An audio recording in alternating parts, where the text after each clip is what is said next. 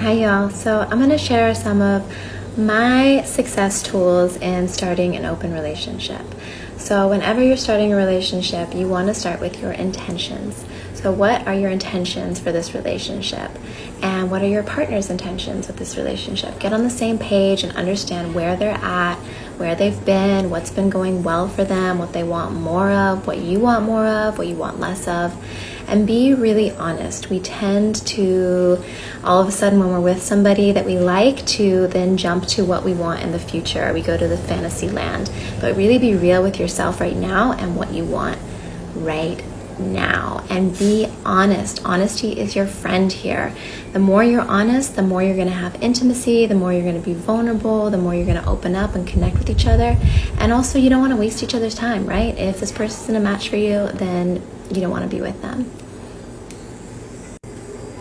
Okay, this queen said to know what you want in an open relationship and be honest about it. This advice sounds kind of awesome if you went inside of yourself, centered that energy, know how you are, fulfill yourself by fulfilling others, be understanding, and have your partner be understanding of you. Except for the big elephant in the room there, queen. Men tend to be territorial. They will more than likely voice up they don't want you with other men. Oh, and by the way, men who are fine with their women being with other men are called cuckold-doodle-doos. Women eventually get turned off by these men and leave them. I'm sorry, but if the vast bulk of men don't want to share their women with other men, then how exactly can women justify an open relationship? Don't need to answer that. It's all about the words me and right now. This queen even said, be real with what you want right now. I have said it before. Women make long-term decisions based on current emotions. Emotions change, and just because you want a ham sandwich right now doesn't mean you're gonna want it next year. Think of it this way, ladies. If you think a happy taco equals a happy heart, then why aren't adult industry stars the happiest women on earth? Moving on. People act like open relationships are the craziest thing, as if monogamous relationships are working for everybody. Because I totally get it that monogamous relationships work for a lot of people. And that's awesome. And confirming this, there was a study done in 2011, 900 people in it were asked, have you engaged in some sort of activity with someone other than your partner in your current relationship? And 23.2% of men said yes. 19.2% of women said yes. So about a quarter and then about a fifth. That's like a lot of people who are cheating. And cheating isn't ever going to be the answer. It's obviously, a lack of consent between the two people. It's very hurtful. We know that cheating is not a good thing. So imagine instead of ignoring the urges and acting like it's this horrible thing and constantly trying to get your human brain that doesn't have much of a filter to think a certain way and to shame yourself for certain thoughts that you have about other people, although you have a partner.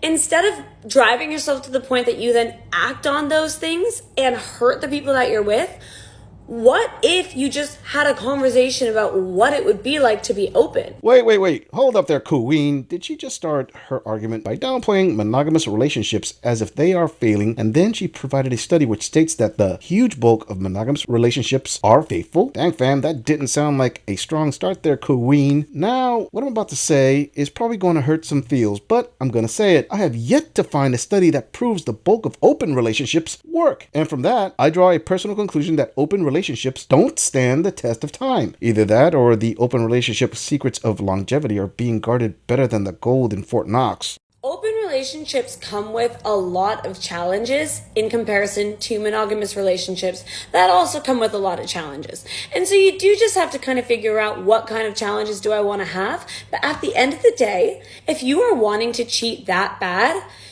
and it's like your last kind of choice and it's your last thing that you're going to finally do because you're just so unsatisfied, there are other steps. You know what I mean? There are other options.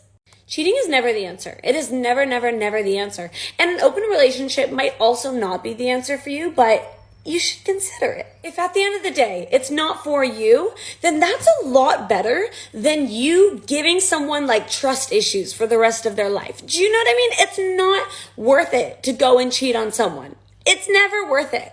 And most importantly, let's not go and shame people for being in open relationships or being polyamorous and wanting multiple partners. Like, the fact that that person has had the courage to go and choose a lifestyle that works for them and do that in a way where everybody is protected and consenting and feeling like they have value and they're getting pleasure out of it and they actually get to enjoy multiple people. Like, that's a really, really cool thing. We can learn so much from people who are in these kinds of relationships, but instead we close ourselves off and act like it's this crazy thing. Oh, I could never picture myself doing that, but not considering other people and that people are different.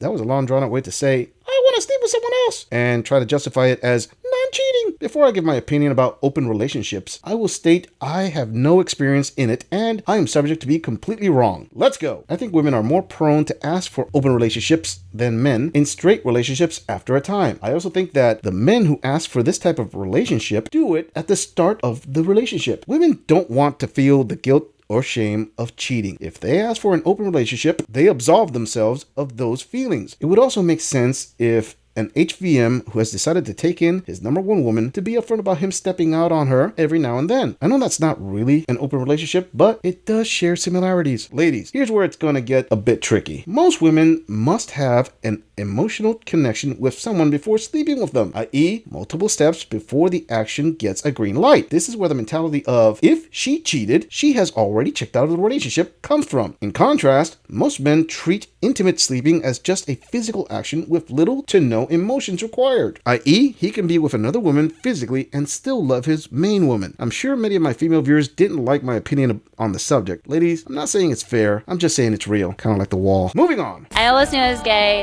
and then fast forward, I'm like 9 years into this hetero relationship with Evan, and we decided to open our marriage, and I started dating. Going well for a while, right? It could have continued to go well. Even if you are the most open-minded, cohesive unit, partnership, at some point, somebody's gonna get hurt, no? The reason why my marriage ended was not because someone got hurt.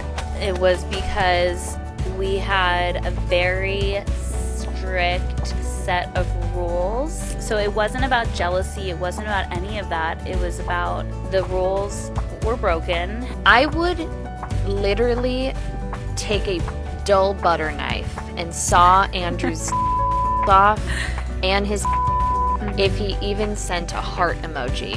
And it's not coming from a place of insecurity, it's coming from a place of like double Leo Scorpio rising energy where like he's mine. Is it legal to use so much copium without a script? The one queen that said she goes both ways didn't sell the decision as mutual as she claims. It's like a married woman saying, well, I always wanted to live on a farm, so we decided to buy a farm. It doesn't go so smooth, does it? Also, the part where she said it ended not because of someone got hurt, but because rules were broken. I would be lying if I didn't say that line alone sounded real sus. I also find it amazing queens can justify a threat of physical violence towards a man based on horoscopes. Does anyone think the queen who offered the Leo Scorpio energy actually reads articles of men doing violence to women and tries to justify that with some stellar charts?